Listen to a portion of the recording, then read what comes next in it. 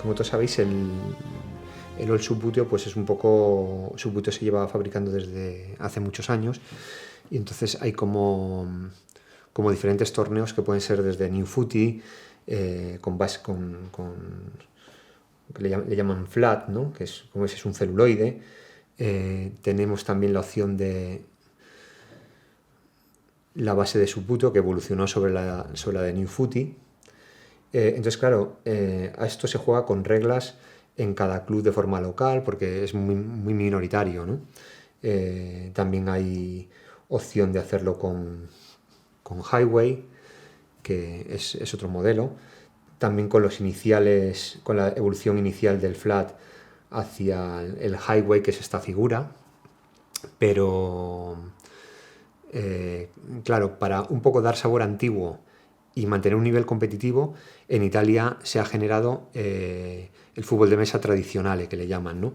Que es un poco que tengas el sabor del antiguo, pero reglado en un ranking y con unas reglas pues bastante claras y bastante pues sobre todo estándar, ¿no? O sea, te mantienen un estándar en el que todos podamos competir, ¿no? Entonces, más allá de las reglas que os iré explicando ahora poco a poco lo que varía sobre el fútbol moderno, pues un poco el material, ¿no? El material se juega con balón de 22 centímetros, que viene a ser, pues bueno, pueden ser tangos, pueden ser top spin con calcas, puede ser cualquier balón de 22, ¿no? Pero generalmente, en caso de no ponerte de acuerdo, se jugaría con un top spin blanco como en fútbol de mesa, ¿no? Es verdad que en el LoL hay balones más grandes, balones más pequeños también, pero tradicionales realmente en las reglas ha marcado que serían el balón de 22 el estándar y sería pues con balón blanco en caso de no ponerte de acuerdo como en el fútbol de mesa. Lo que han desarrollado es que además de jugar con las figuras antiguas, pues muchas son de coleccionismo. Entonces, para no estropearlas o no romperlas o directamente que tenga una evolución en el mercado, han marcado unas reglas de altura. Esta es una base. Top Spin, que es una de las marcas, puede ser Top Spin, puede ser CEUGO, y puede ser todo lo antiguo. Es decir, puedes jugar con cualquier equipo que tengas de Lightweight o de Highway. Pero también te permite evolucionar mientras cumplas unos requisitos en el tradicional, digo, que es de lo que estamos hablando y donde podemos competir a día de hoy, ¿no? Entonces, lo que vemos es que la base tiene que tener una altura. Es verdad que todas las bases es fundamental que no tengan mureto. O sea, es decir, tienen que tener un corte lineal arriba sin mureto. Porque ya si utilizamos una base de este estilo que tenga mureto, no está permitida.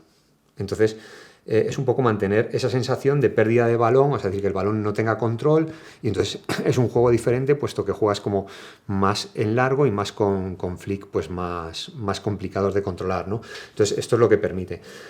Entonces, básicamente tú te podrías hacer tus bases, pero tienen que cumplir un diámetro, tienen que cumplir una altura, tienen que cumplir un peso que ronda entre 1,7 y 2,3, ¿no? O sea, es decir, que estás obligado a poner una arandela y que tengan estas alturas, ¿no? Y ese mureto, como os digo, ¿no?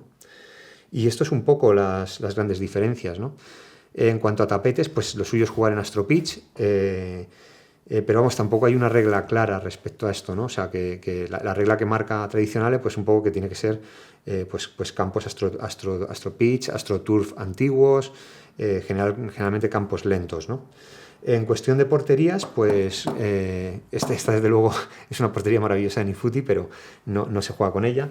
Entonces hay marcas como CEUGO que hace este tipo de porterías de plástico más robustas, que son más modernas, y como veis aquí vienen con un ala. Entonces aquí sí que podemos agrandar el agujero y hacerlas como profesionales para poder hacerlas coincidir y que realmente tengan una estabilidad, ¿no?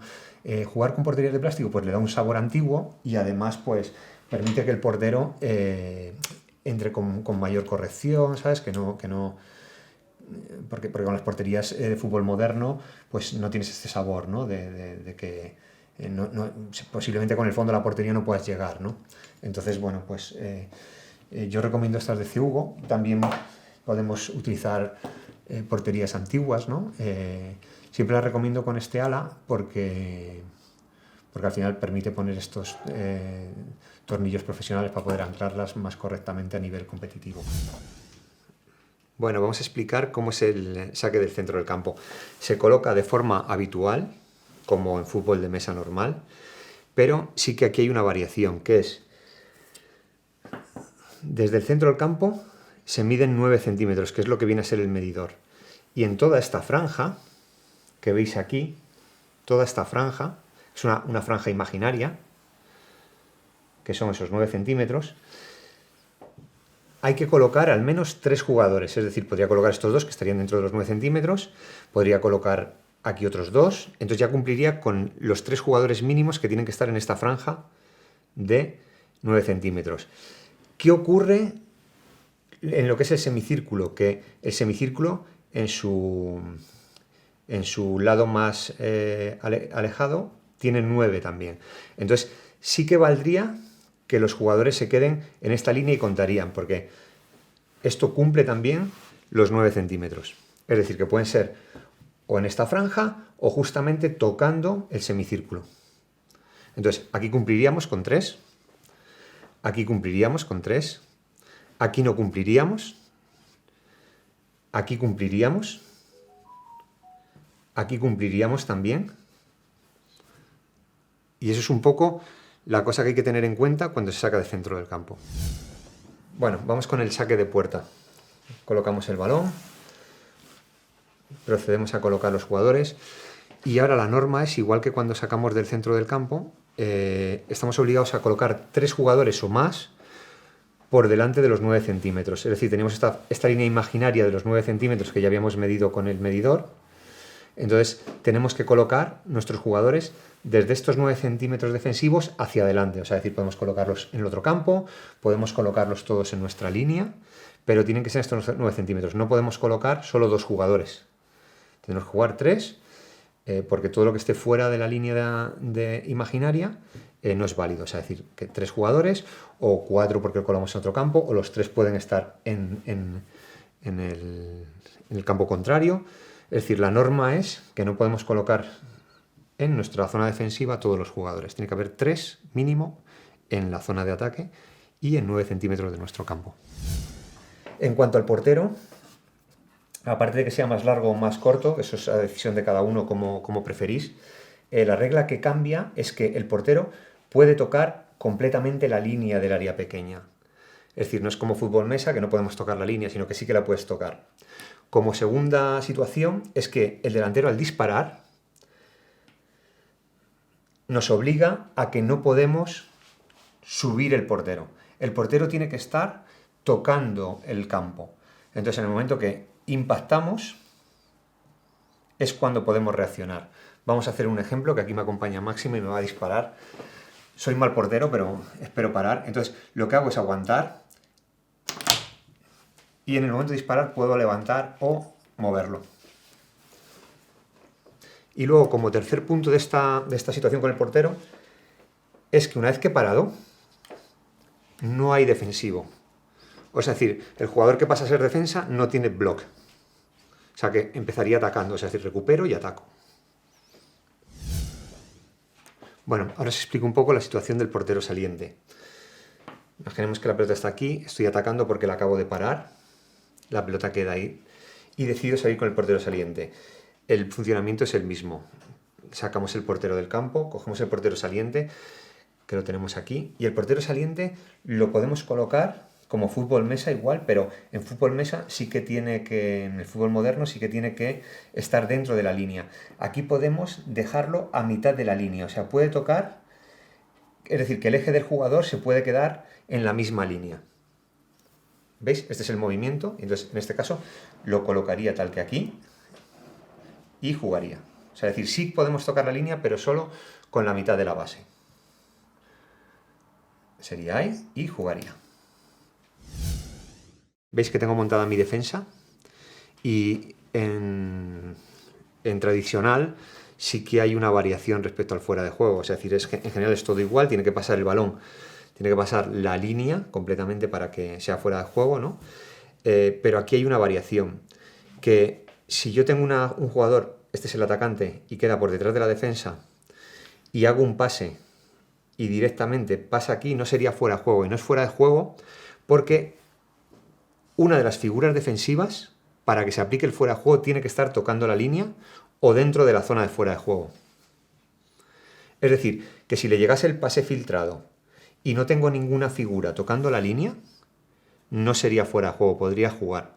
Entonces siempre como táctica defensiva, alguna de las figuras tiene que estar tocando la línea. Porque en el momento que tocas la línea, activas el fuera de juego.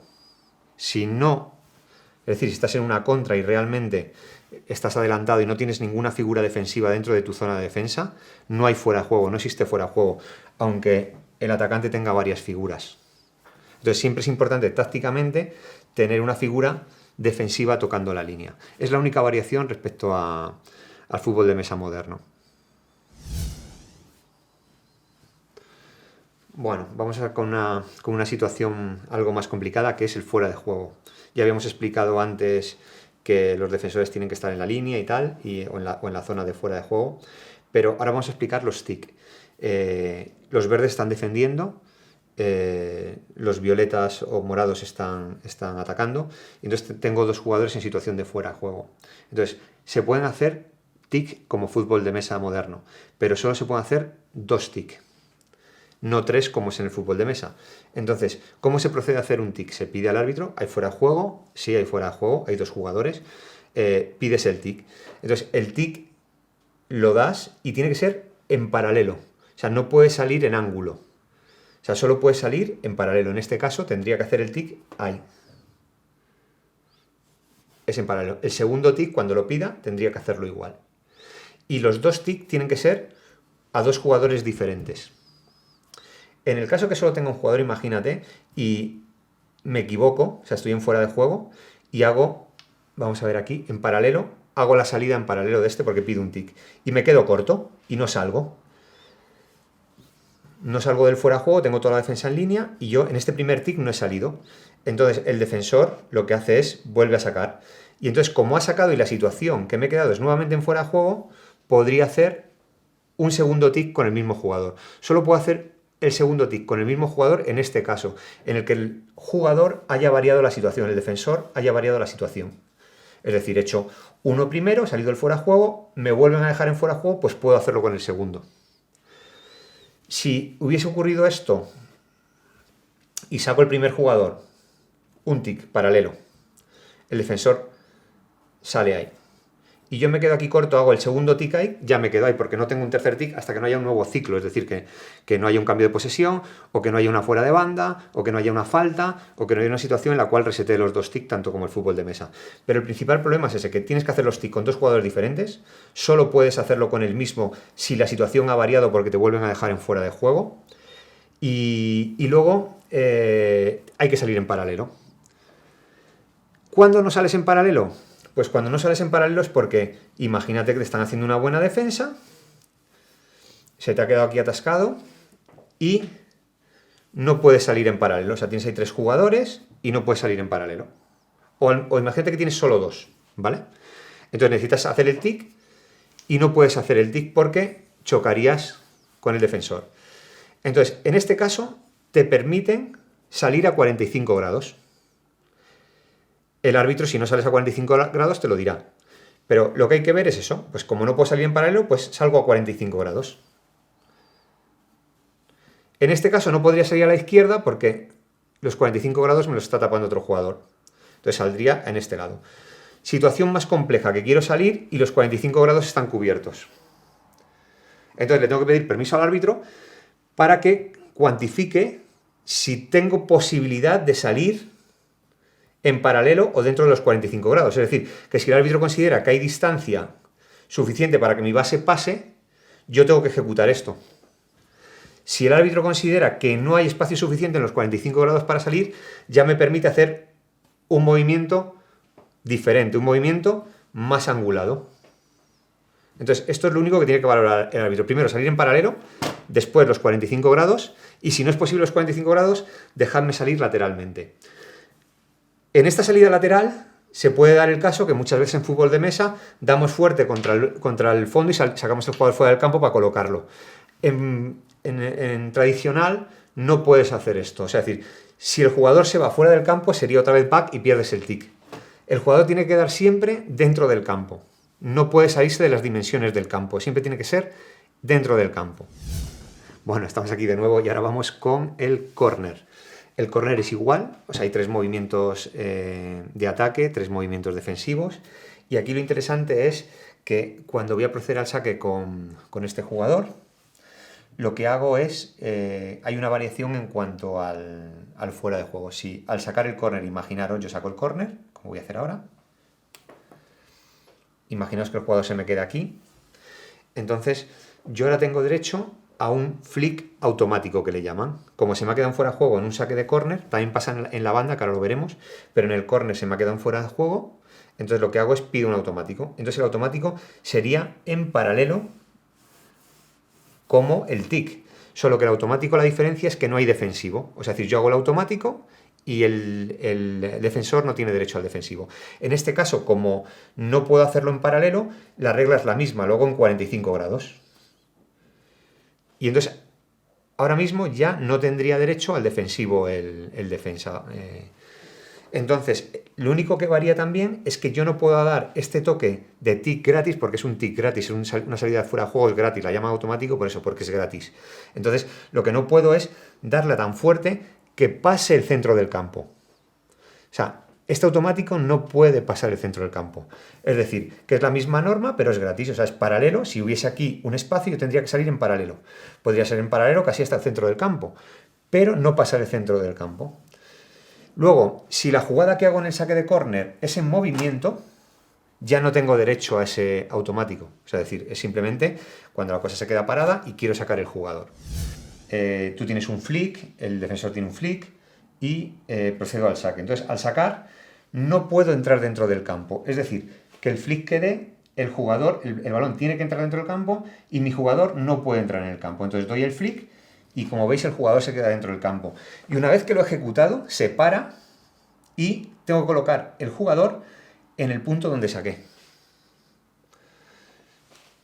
Es decir, saco hacia adentro. El balón se para y una vez que se para, coloco el jugador donde saqué. Y ya continuaríamos. Sacas con un jugador, además de tocar el balón y una vez que el jugador se para, volverlo a colocar en el sitio de inicio del saque, también varía la diferencia o la distancia de pedir distancia respecto al jugador rival, ¿no? Entonces, para esto tenemos la regla que esto varía sobre el fútbol de mesa porque son 9 centímetros. Entonces utilizamos la parte más larga de la regla y esta sería la separación en la banda. Y es precisamente por esto, porque seguramente cuando sacas, el jugador se te queda parado y tienes que volverlo al sitio. Entonces, no pueden estar tan cerca por ese motivo. Entonces es como saco con el jugador hacia adentro, queda dentro del campo, lo vuelvo a colocar en el sitio de inicio y entonces a partir de ahí es cuando tendría el defensivo para poder jugar. Bueno, ahora vamos a explicar el automatic flick, que el automatic flick viene a ser pues un tick de fuera de juego gratis. Esto se produce en dos situaciones. Una es en el córner. Cuando voy a sacar el córner, saco y el jugador se me queda en fuera de juego. Entonces, al estar en fuera de juego, tengo un automático. Entonces, el automático es igual que el tick. Das en paralelo y lo sacas. Si no puedes en paralelo porque ves un jugador, lo das en el ángulo de 45 grados. Entonces, este flick que he dado es gratuito. O sea, no hay block defensivo. O sea, es decir, se me ha quedado al sacar de córner y ejecuto el automático. Y entonces ahora el atacante continuaría.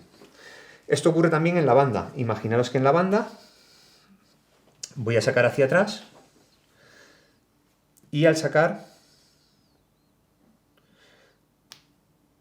veis que ha salido el balón hacia atrás. En tradicional, cuando sacas de banda, el jugador con el que has sacado tiene que volver al punto donde has sacado, con lo cual se te quedarían fuera de juego. Entonces, ¿qué haces? Pues aquí tienes otro automático. Das paralelo y es gratis. Y ya se jugaría. Ya, por continuar con la banda, ocurre lo mismo. O sea, la banda, como te he dicho, es, en ese caso, al ir hacia atrás se te queda en automático porque vuelve al punto de inicio. Pero en las bandas lo que ocurre es esto, que al sacar, yo cuando saco una banda, al pararse el balón, el jugador con el que he sacado tiene que volver al sitio de origen. Y no puede entrar en el campo. O sea, la banda siempre hay que sacarla hacia dentro. O sea, el jugador no puede entrar en el campo. No entra y al final, cuando el balón se para, lo vuelves a colocar en el sitio donde has iniciado la banda, en la misma línea. Bueno, vamos a explicar un poco el back. Tenemos aquí una situación de ataque. Y el back es defensivamente dar a un jugador en parado. O sea, que la pelota o el jugador estén parados, esto sería back. Si doy a la pelota, también sería back. Sería lo mismo que fútbol de mesa. Hay una diferencia que sería en movimiento. Es decir, que yo vaya en movimiento, o sea, demos el movimiento, la pelota vaya en movimiento, y yo en el defensivo, imaginaros que doy a otro jugador estático. En fútbol mesa, como estás tocando a un jugador con la pelota en movimiento en la zona de influencia, sería falta. Aquí esto no sería falta. Es decir, yo estoy atacando, toco, la pelota está en movimiento, hago este defensivo, sería back. O sea, es decir, tocar una figura estática con el balón en movimiento en tradicional es back, no es falta. Sobre todo es un jugador que esté en estático, parado, aunque la pelota y el jugador atacante estén en movimiento. Está en la zona de influencia, pero es back. Bueno, vamos a tratar el tema del back al vuelo. Que en el fútbol de mesa existe la falta cuando el balón y la figura están en movimiento e impactas con uno de los dos elementos, pero aquí en fútbol tradicional lo que ocurre es que es un back al vuelo, y os explico cómo es. El jugador rojo está atacando, golpea la pelota y por supuesto los dos van en movimiento. Aunque el jugador se pare, la pelota continuaría en movimiento. Si yo impacto sobre el jugador, aunque esté parado, y la pelota esté en movimiento, es decir, que en este movimiento de la pelota yo impacto sobre el jugador que está atacando, que estaba moviéndose, aunque esté parado, tanto si está en movimiento como si está parado, como la pelota continúa en movimiento, sería back al vuelo. Si el jugador toca y yo toco la pelota en movimiento, también sería back al vuelo. O sea, es decir, tanto el jugador que está jugando como la pelota está en movimiento e impacto con cualquiera de los dos, sería back al vuelo. Entonces, ¿qué pasa cuando es un back al vuelo? Pues vamos a verlo. En el caso que estoy poniendo de ejemplo es que toca la pelota, yo doy al jugador e impacto aquí, la pelota tiene su continuidad y es back al vuelo. Entonces, o bien hay ley de ventaja, o bien se vuelve todo atrás. Entonces, como este jugador es el que impactó la pelota, se coloca en el inicio y la pelota se coloca en el punto de inicio y el defensor en el punto de inicio. ¿Y ahora qué ocurre? Que este jugador atacante tiene dos flick, es decir, un flick gratis. Entonces daría el primer flick, que podría volver a meter la pelota aquí, y el segundo flick sería gratis, que puede ir con cualquiera de los jugadores. Porque en este primer flick el defensa está penalizado y no puede hacer defensivo. Es decir, que se volvería todo atrás, daría un flick gratis, no hay defensivo, y en este segundo flick ya es donde podríamos meter el defensivo. Es decir, que no hay falta en el movimiento, pero el back en movimiento, o al vuelo como le llaman, de alguna manera es ventajoso porque tienes una continuidad de dos flick. Y esto siempre ocurre que impactes con cualquier elemento de los que están moviéndose por el atacante. La única manera de hacer falta es cuando estamos atacando, es decir, los verdes están en su zona de defensa, pero con posesión del balón que están atacando. Si yo atacando, pasa también en fútbol de mesa, al impulsar la figura que voy a hacer el flick al balón, doy balón, o sea, doy jugador y balón, esto sería falta. Falta mía atacando. Entonces, cuando la falta mía atacando, que es la única manera de hacer falta en fútbol tradicional, porque como hemos visto en ataque, es back en movimiento, ¿no? O al vuelo, que le llaman, ¿no? Que es lo que hemos comentado antes de dos toques y progresar con dos toques, ¿no? Aquí en este caso es como tocas figura y balón, sería falta en ataque. Entonces, ¿cómo se produce la falta? Si es dentro de la zona de tiro, sería una falta directa en el sitio donde has impactado. Si es fuera de la zona de tiro, sería una falta indirecta. Y si es dentro del área, sería un penalti, directamente penalti. Entonces, ¿cómo se ejecuta una falta, por ejemplo, directa? Que es lo que varía también sobre el fútbol de mesa normal. Es que el atacante primero hace todo, elige el jugador con el que va a sacar, y tiene derecho, y esto es lo que varía, a dos flick. Entonces, haríamos un flick y el segundo ponernos cerca del balón, y eso serían los dos flick. dejaremos el jugador para sacar en esa posición, y ahora sería el defensor. El defensor tiene derecho a hacer una barrera a 9 centímetros de entre 1 y 4 jugadores. Entonces, en este caso, pues como defensor cogería un jugador, 2 los tienes que levantar del tapete y los colocas a 9. Como mínimo hay que poner 1 y como máximo hay que poner 4. Entonces vas cogiendo jugadores y decides poner los 4.